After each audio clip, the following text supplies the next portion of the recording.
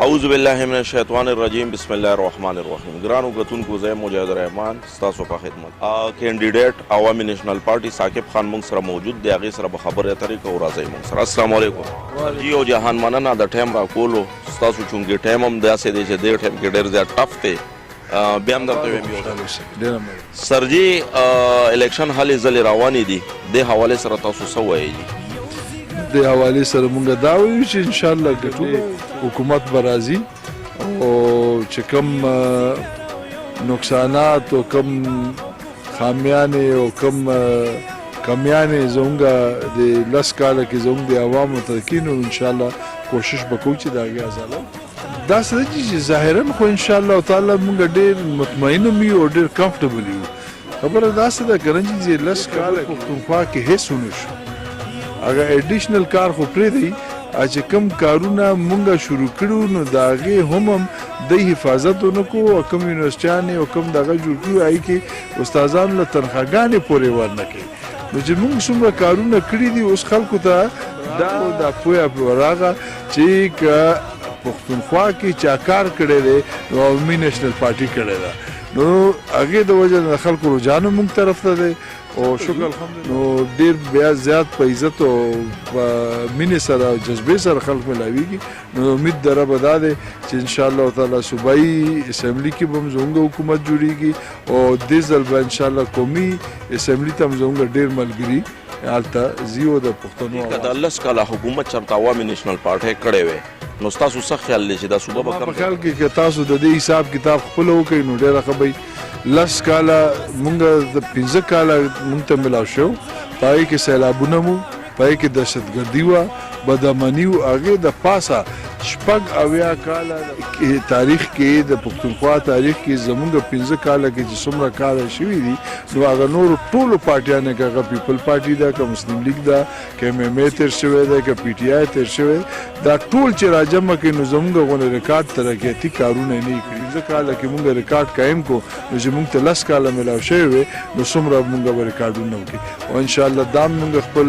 مطمئن یو که الله تعالی د وس ګټه راکړه او زمونږ حکومت جوړ شو په کې نو بیا به خپله ماتو، ځکه چې اوسه پورې زموږ یو پارټي داسې نه چې زموږ ریکارډ ته رسېدلی وي نو موږ به انشاءالله تعالی راتلونکي 15 کاله کې به خپل ریکارډ خپل ماتو چې کوم موږ ترقیاتي کارونو کې جوړ کړی. قومي اسمبلۍ کې انشاءالله تعالی موږ به خپل حق غواړو. 18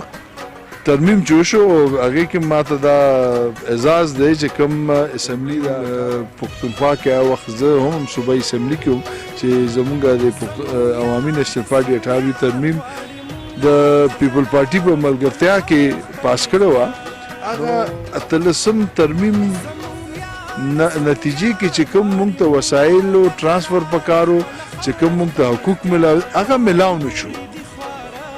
او بدقسمتي سره دا وه چې شوې وه چې د هغوی په وفاق کې او په صوبې کې حکومت و او په هغې کې هغوی دا حقوق خپل پارټي ته نه اخیستی شو او عوامو ته په پښتونخوا کې عوامو ته ورکولی شو، هغه یې مونه کړ. نو زموږ به په دې باندې چې 18 ترمیم چې کوم عوامي نیشنل پارټي مشرانو پاس کړی دی هغې کې چې کوم حق موږ ته ملاو شوی دی، عیني حق چې کوم موږ ته ملاو شوی دی، کوم وسایل موږ ته ملاو شوي دي او چې کوم اساسي حقوق هغه موږ واخلو او خپل د خپل د پښتونخوا عوامو لی ورکړو. سر جي عوامي نیشنل پارټۍ چې څومره کارکونان دي فهم دي هلې ځلې شروع کړي دي دې ته د سکرین پر ذریعه سم میسیج ورکول غواړي چې دې ته څه پکار دي؟ زما 15 ورځې پاتې دي او زما پیغام به خپل ورکرانو ته نه بلکې ټول پښتونخوا عوامو ته دی چې غلطه فیصله ونه کوي، غلطه فیصله ونه کوي. کارکردګي وګورئ د ټولو پارټیانو، دا 10 کاله وکړئ، دروغ او دوکو پسې منډې مه وایئ. 15 ورځې دي خپل کوي د خاورې دپاره وکړئ، خپل مستقبل دپاره وکړئ او انشاءالله داسې دم نو بس ورته به وایو چې الله تعالی نه به دعا کوو او تاسو ته به خواست کوو چې ښه پر امنه د الیکشن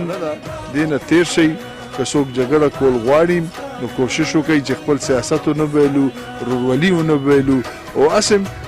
کمزوره ډډه کمزورې پارټي هغه شکر الحمدلله مضبوطه پارټي وو د حکومت جوړولو په تیاری کې وو انشاءالله تعالی الله تعالی به حکومت راکوي دا هم تمه ده نو ښه پرامنه الیکشن مرحله تېره کوي چې جنګ جګړه ونه شي او امن او امان او ژوند ورورولي پاتې شي